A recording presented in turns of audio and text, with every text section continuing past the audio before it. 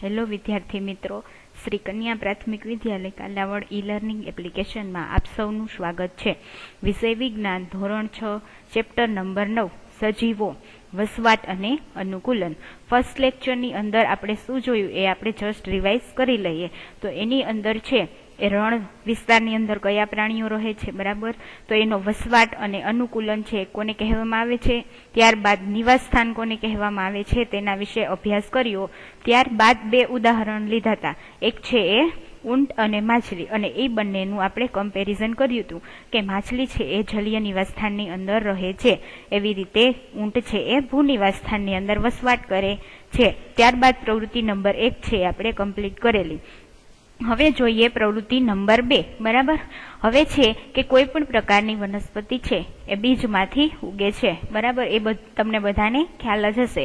તો હવે પ્રવૃત્તિ 2 ની અંદર શું કરવાનું છે, તો કે પ્રકરણ 1 માં કરેલી પ્રવૃત્તિ કે જેમાં આપણે મગ અને ચણાને ફણગાવ્યા હતા તેને યાદ કરો. જ્યારે બીજમાંથી ફણગો ફૂટે છે ત્યારે શું થાય છે, તો કે તે અંકુરિત થયું તેમ કહેવામાં આવે છે, બરાબર. હવે જ્યારે કોઈ પણ બીજ છે એને આપણે પલાળીએ, ફોર એક્ઝામ્પલ મગ છે આપણે લઈએ અને એને પાણીની અંદર છે ઓવરનાઇટ આપણે રાખીએ, પછી સવારે જ્યારે તમે જુઓ તો એની અંદર છે ફણગા ફૂટી ગયા હોય, તો આપણે એને શું કહીએ, તો કે ફણગાવેલા મગ. એવી રીતે આ પ્રવૃત્તિની અંદર શું કરવાનું છે, તો કે મગ લેવાના છે અને એને ફણગાવવાના છે. અને આ ત્યારબાદ શું થશે કે જ્યારે મગને આપણે ઓવરનાઇટ સુધી પાણીની અંદર રાખશું તો એમાંથી ફણગા ફૂટશે, એટલે એને શું થયું કહેવાય, તો કે એ અંકુરિત થયું, બીજ છે એ અંકુરિત થયું તેમ કહેવાય. અને આમ છોડના જીવનની શરૂઆત છે એ થાય છે. છોડના જીવનની શરૂઆત શેમાંથી થાય, તો કે અંકુરિત થયેલા બીજમાંથી, બરાબર. જેવી રીતે વનસ્પતિની અંદર લિંગી પ્રજનન અને અલિંગી પ્રજનન એમ બે પ્રકારે છે. વનસ્પતિની અંદર પ્રજનન થાય છે. લિંગી પ્રજનનની અંદર સ્ત્રીકેસર અને પુંકેસર છે એના દ્વારા છે લિંગી પ્રજનન થાય છે, અને પરાગરજ છે એમાં ભાગ લે છે. આમ છે એક ફ્રૂટ છે નિર્માણ પામે છે અને એની અંદરથી બીજનો વિકાસ થાય છે, અને એ બીજ દ્વારા આપણે બીજી નવી વનસ્પતિ છે બનાવી શકીએ છીએ અથવા તો ઉત્પન્ન કરી શકીએ છીએ. ત્યારબાદ જોઈએ તો પ્રવૃત્તિમાં શું કરવાનું છે, તો કે થોડાક સૂકા મગના બીજ લો અને 20-30 જેટલા મગના બીજ બાજુએ રાખો, બરાબર. અને બાકીના મગને 1 દિવસ માટે પાણીમાં ભીંજવો. હવે તમારે શું કરવાનું, તમે જેટલા મગ લીધા હોય એમાંથી 25% એટલે કે 25% છે મગ છે સાઈડમાં રાખી દેવાના, અને બાકીના જે વધે એને તમારે પાણીની અંદર ભીંજવવાના છે. હવે પાણીમાં ભીંજવેલા બીજને 4 ભાગમાં વહેંચો, બરાબર. જે પાણીની અંદર ડીપ કરેલા મગ છે એને 4 ભાગની અંદર છે એ વિભાજિત કરી દેવાના છે. હવે તેમાંથી એક ભાગને 3-4 દિવસ સુધી પાણીમાં ડુબાડી રાખો. હવે જે તમે લીધેલા હતા એમાંથી 4 ભાગ કરીએ, એમાંથી એક ભાગ છે એને 3-4 દિવસ પાણીમાં ડુબાડી રાખવાના. ત્યારબાદ સૂકા બીજને તથા પાણીમાં ડુબાડેલા બીજને ખલેલ ન પહોંચાડો, એટલે એને ટચ કરવાના નથી. હવે ભીંજવેલા બીજને એક ભાગને હવા ઉજાસવાળા રૂમમાં રાખવો તથા બીજા ભાગને સંપૂર્ણ અંધારું ધરાવતા ભાગમાં જેમ કે કબાટમાં રાખો કે જ્યાં જરાય પણ પ્રકાશ છે અંદર ન આવે, બરાબર. ભીંજવેલા બીજના એક ભાગને કે જ્યાં હવા ઉજાસ એટલે કે હવા એર છે એનું સર્ક્યુલેશન થતું હોય એવી જગ્યામાં રાખવાના. બીજા ભાગ છે એને કે કબાટમાં રાખવાના, એટલે કે જ્યાં એરેશન થતું ન હોય અને જ્યાં સનલાઇટ આવતી ન હોય એવા ભાગમાં રાખવાના. અને લાસ્ટ પોર્શન છે એટલે કે છેલ્લા ભાગને એકદમ ઠંડક ધરાવતી જગ્યાએ રાખો, જેમ કે રેફ્રિજરેટર એટલે કે ફ્રીજની અંદર રાખવાના, બરાબર. આવી રીતે ચારેય પોર્શનને અલગ અલગ છે તમને જે કન્ડિશન બતાવેલી એ મુજબ રાખવાના છે. છેલ્લા ભાગને એકદમ ઠંડક ધરાવતી જગ્યા રેફ્રિજરેટરમાં રાખવાના. હવે તેને રોજ ધોઈ અને દરરોજ પાણી બદલો. એ બધા મગ છે એની અંદર જે આપણે ઓવરનાઇટ ડીપ કરેલા હોય એ પાણી છે એ ચેન્જ કરવાનું. થોડા દિવસ પછી તમે શું નોંધ્યું એનું તમારે અવલોકન કરવાનું. શું 5 ભાગના બીજ સમાન રીતે અંકુરિત થાય છે કે નહીં એ તમારે ચેક કરવાનું. શું આમાંથી કોઈ પણ બીજ ધીમા અંકુરિત થતા હોય કે જરા પણ અંકુરિત ન થતા હોય તેવા છે કે નહીં તેનું પણ અવલોકન કરવાનું. હવે પ્રશ્ન થાય કે આ પ્રવૃત્તિ છે શા માટે કરવાની છે, તો કે બીજ આ આપણે એવું સાબિત કરવાનું છે કે બીજને અંકુરિત થવા હવા, પાણી, ગરમી અને પ્રકાશ છે એ જરૂરી છે. એ દર્શાવવા માટે આપણે આ પ્રેક્ટિકલ કરવાનો છે. હવે શું તમે નોંધ્યું કે હવા, પાણી, પ્રકાશ અને ગરમી જેવા અજૈવિક ઘટકો વનસ્પતિના વિકાસ માટે જરૂરી છે. બરાબર, તમને અહીંયા પ્રશ્ન પૂછવામાં આવેલો છે. હવે તમે જેવી આ પ્રવૃત્તિ કરશો, બરાબર, ત્યારબાદ તમને શું અવલોકનની અંદર શું જોવા મળશે? તો કે તમે 4 ભાગમાં ડિવાઈડ કરેલા હતા મગને, બરાબર, કે એકને છે પ્રકાશ આવે એ જગ્યાએ મૂકવાના, એકને હવા ઉજાસવાળી જગ્યાએ મૂકવાના, એકને પ્રકાશ ન આવે એવી જગ્યાએ, ત્યારબાદ એકને ઠંડકવાળી જગ્યાએ રેફ્રિજરેટરમાં મૂકવાના. એવી રીતે 4 જે ભાગ છે ને આપણે મૂકેલા હતા.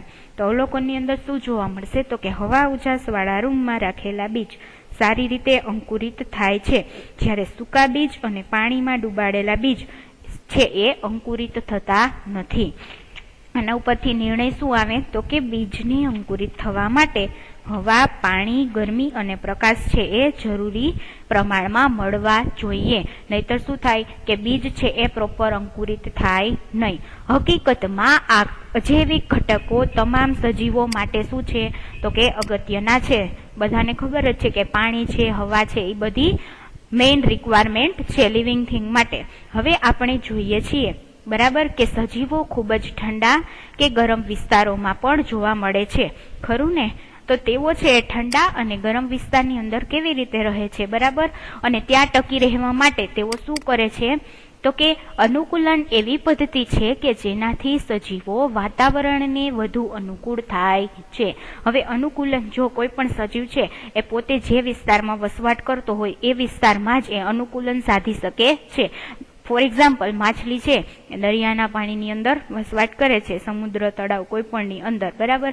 હવે એને આપણે ભૂ વિસ્તાર એટલે કે જમીન અથવા રણ પ્રદેશની ઉપર લઈ આવીએ, બરાબર, પાણીમાંથી બહાર કાઢીએ, તો એ શું થાય? તો કે મૃત્યુ પામે છે, કારણ કે એ જલીય નિવાસ સ્થાનની અંદર અનુકૂલન છે પોતાનું સાધે છે. એટલા માટે અલગ અલગ પ્રકારના પ્રાણીઓ છે અલગ અલગ પ્રકારની અનુકૂલન પદ્ધતિ છે એની અંદર વસવાટ કરે છે.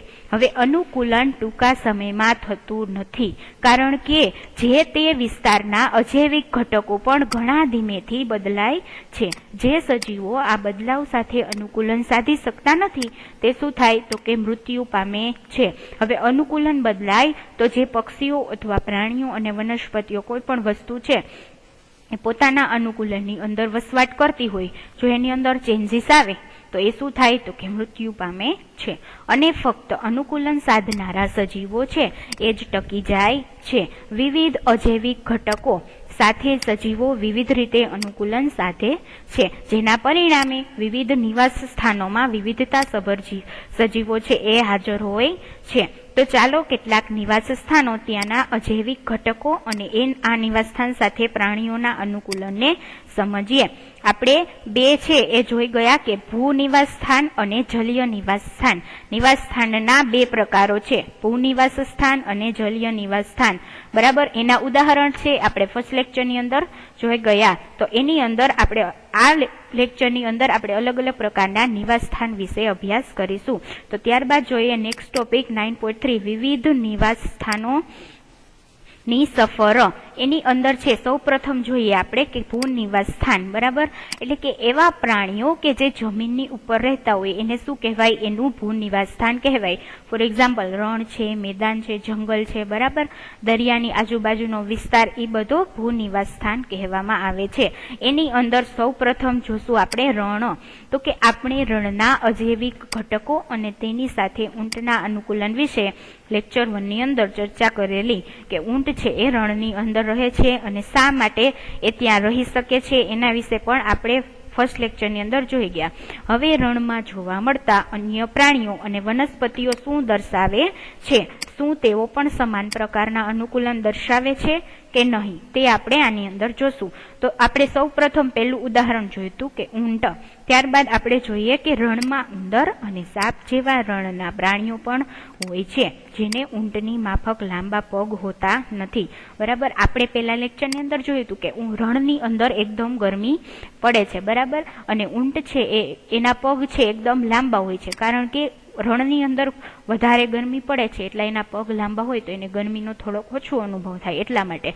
તો હવે તમને અહીંયા ઉંદર અને સાપ છે એના ઉદાહરણ આપેલા છે, તો તમને પ્રશ્ન થાય બરાબર કે એને તો ઊંટની માફક લાંબા પગ હોતા નથી, તો તે રણ વિસ્તારની અંદર કેવી રીતે અનુકૂલન સાધે છે. તો દિવસની તીવ્ર ગરમીથી બચવા માટે તેઓ શું કરે છે, તો કે રેતીમાં ખૂબ ઊંડે બખોલમાં રહે છે, જે તમને આકૃતિ 9.4 અંદર બતાવવામાં આવેલું છે.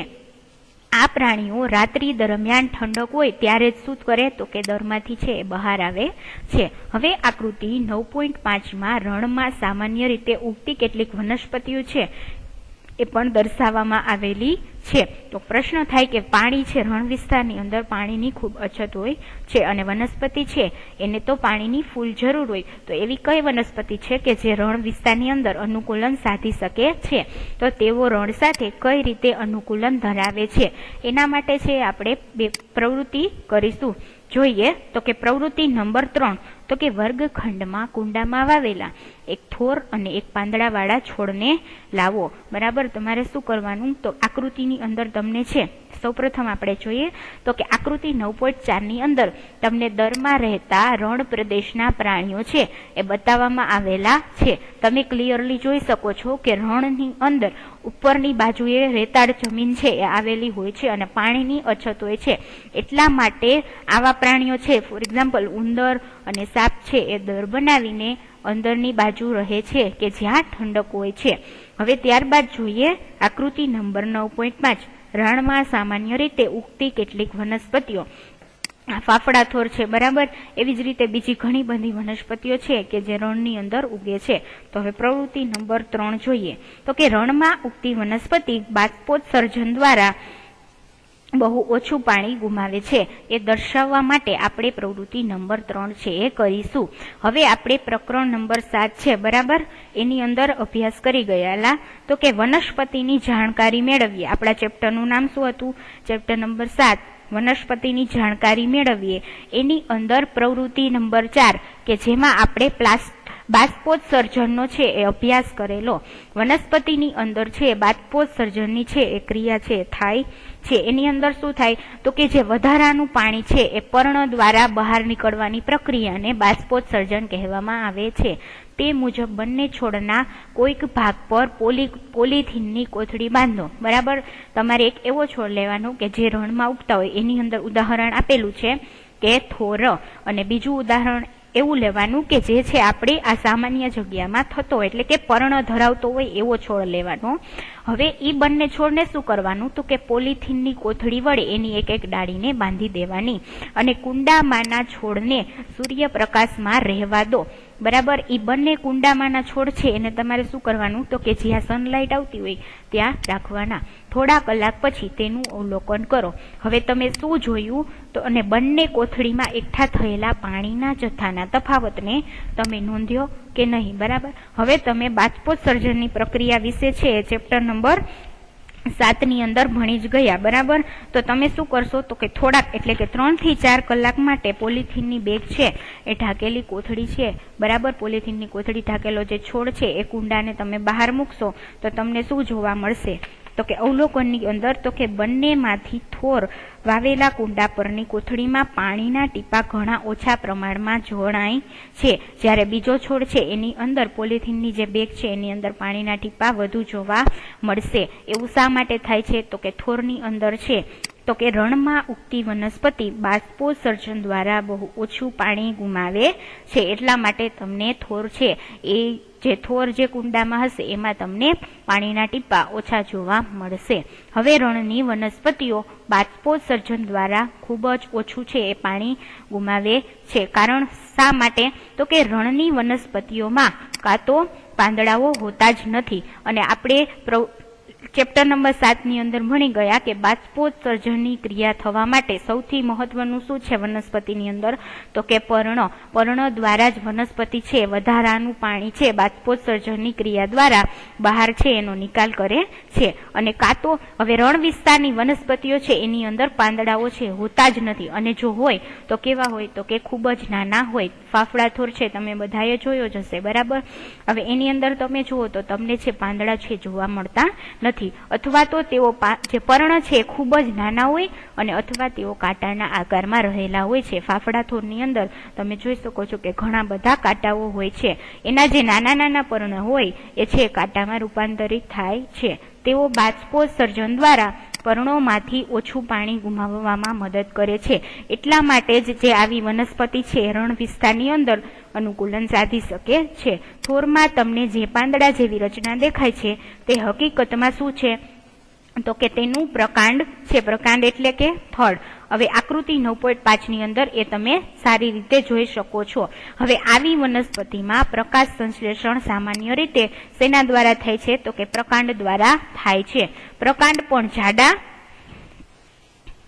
અને કેવા હોય છે તો કે પ્રકાંડ જાડા અને મીણયુક્ત સ્તરથી શું છે તો કે આવૃત હોય છે. હવે મીણયુક્ત સ્તર છે એ શા માટે આવેલું હોય છે પ્રકાંડની અંદર તો કે જે વનસ્પતિની પેશીમાં પાણીને જાળવી રાખવામાં મદદ કરે છે. હવે મોટા ભાગની રણની વનસ્પતિના મૂળ પાણીનું શોષણ કરવા માટે જમીનમાં ખૂબ ઊંડે સુધી જાય છે. બરાબર. હવે જનરલ જે વનસ્પતિ હોય એની અંદર પ્રકાશ સંશ્લેષણની ક્રિયા છે એ શેના દ્વારા થાય છે તો કે પર્ણ દ્વારા થાય છે. પરંતુ રણ વિસ્તારની જે વનસ્પતિ છે એની અંદર પ્રકાશ સંશ્લેષણની ક્રિયા શેના દ્વારા થાય છે તો કે થડ દ્વારા થાય છે. અને એની ઉપર મીણયુક્ત સ્તર આવેલું હોય છે. શા માટે એવો તમને પ્રશ્ન પૂછવામાં આવે તો આન્સર શું આવશે તો કે જે વનસ્પતિની પેશીમાં પાણીને જાળવી રાખવામાં મદદ કરે છે એટલા માટે જ ફાફડા થોરની અંદર છે પ્રકાંડ છે એ પ્રકાશ સંશ્લેષણની ક્રિયા કરે છે. ત્યારબાદ જોઈએ પર્વતીય વિસ્તાર. રણ વિસ્તાર વિશે આપણે અભ્યાસ કરી ગયા. હવે જોઈએ પર્વતીય વિસ્તાર.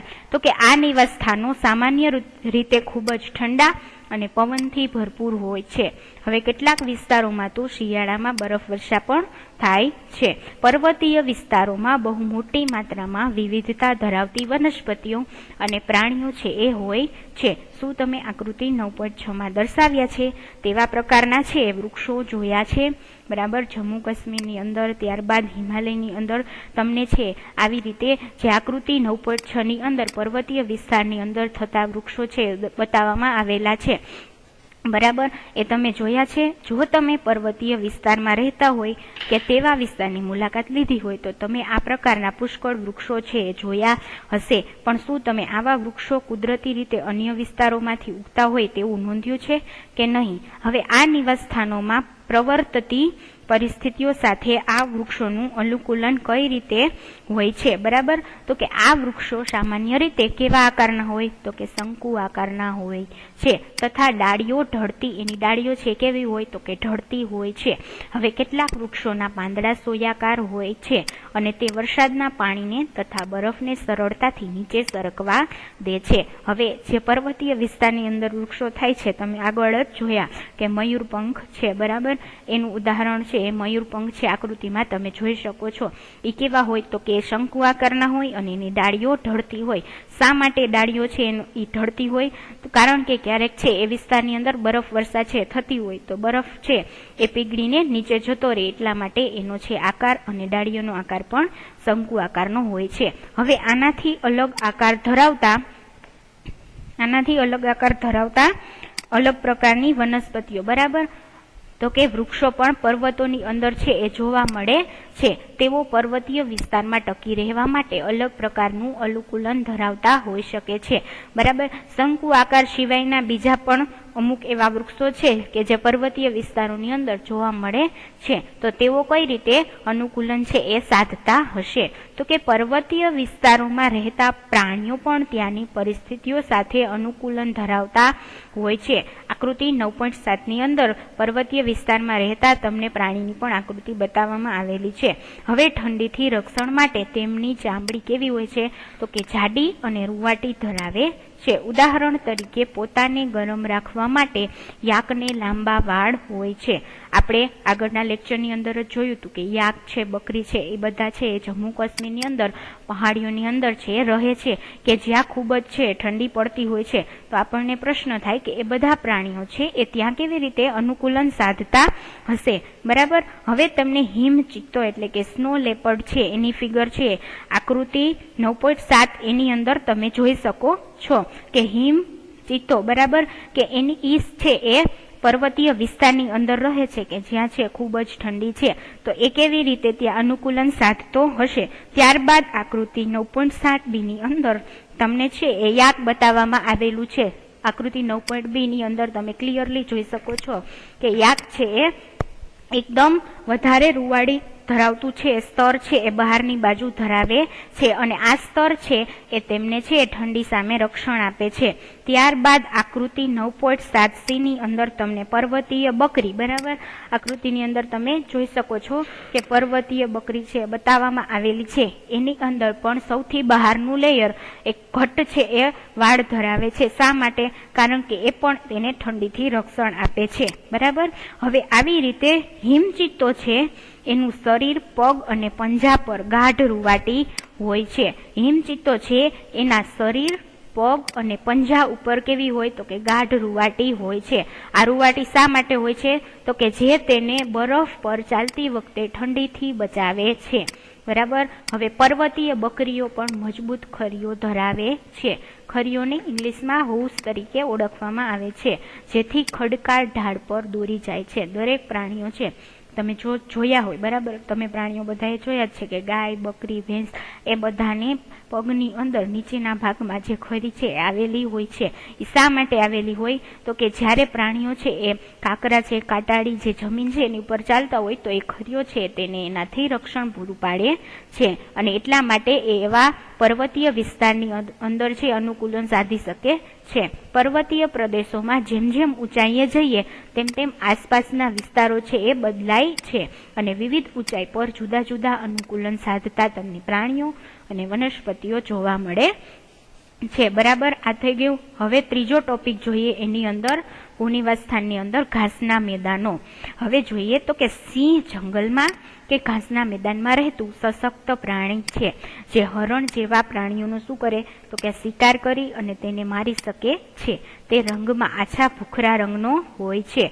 હરણ તથા સિંહના ચિત્રને આકૃતિમાં બતાવેલા છે 9.8 ની અંદર, તે તમારે જોવાના છે. હવે આ બંને પ્રાણીઓના ચહેરા પર આંખો કઈ રીતે ગોઠવાયેલી હોય છે એનું પણ તમારે અવલોકન કરવાનું છે અને આ બંને પ્રાણીઓના ચહેરા પર આંખો સામેની તરફ ગોઠવાયેલી હોય છે કે બાજુ પર એ પણ તમારે એનું અવલોકન કરવાનું. હવે સિંહને આગળના પગને લાંબા પંજા હોય છે, બરાબર.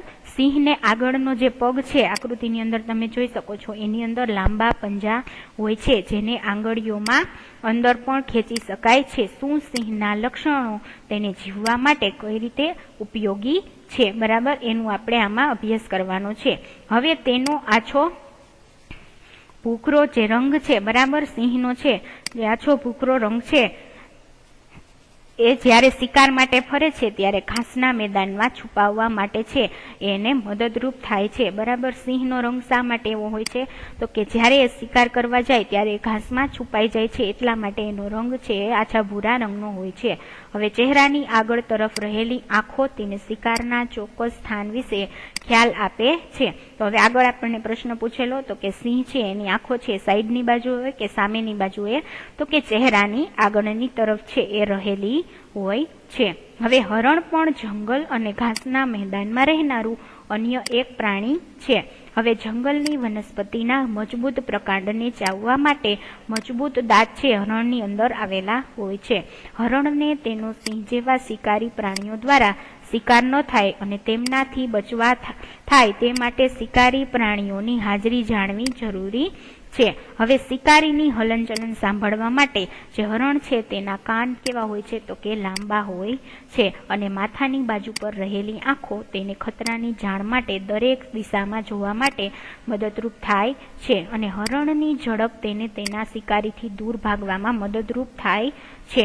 હરણ, સિંહ કે અન્ય પ્રાણી કે વનસ્પતિની આવી બીજી ઘણી બધી છે રચનાઓ છે જે તેમને નિવાસસ્થાનમાં ટકી રહેવા માટે મદદરૂપ થાય છે. પેલા લેક્ચરની અંદર છે આપણે ઊંટ અને માછલી વિશે જોયું હતું, એવી રીતે આમાં છે આપણે સ્નો લેપર્ડ છે, ત્યારબાદ યાક અને બકરી વિશે જોયું કે જેઓ પર્વતીય વિસ્તારની અંદર છે અનુકૂલન સાધે છે. ત્યારબાદ ઘાસના મેદાનની અંદર 2 ઉદાહરણ જોયા, સિંહ અને હરણ. તો કે સિંહની આંખ છે એ સામેની બાજુ હોય છે, જ્યારે હરણની આંખ છે એ સાઈડમાં આવેલી હોય છે. એવું શા માટે, તેના વિશે પણ આપણે અભ્યાસ કરી ગયા. ત્યારબાદ રણ વિસ્તારની અંદર આવેલા પ્રાણીઓ જેમ કે સાપ છે, બરાબર, ઉંદર છે, એના વિશે જોયું. અને રણમાં સામાન્ય રીતે ઉગતી વનસ્પતિ ફાફડાથોર, એના વિશે પણ આપણે અભ્યાસ કર્યો. હવે ત્યાર પછીનો ટોપિક છે આપણે નેક્સ્ટ લેક્ચરમાં જોશું. Thank you.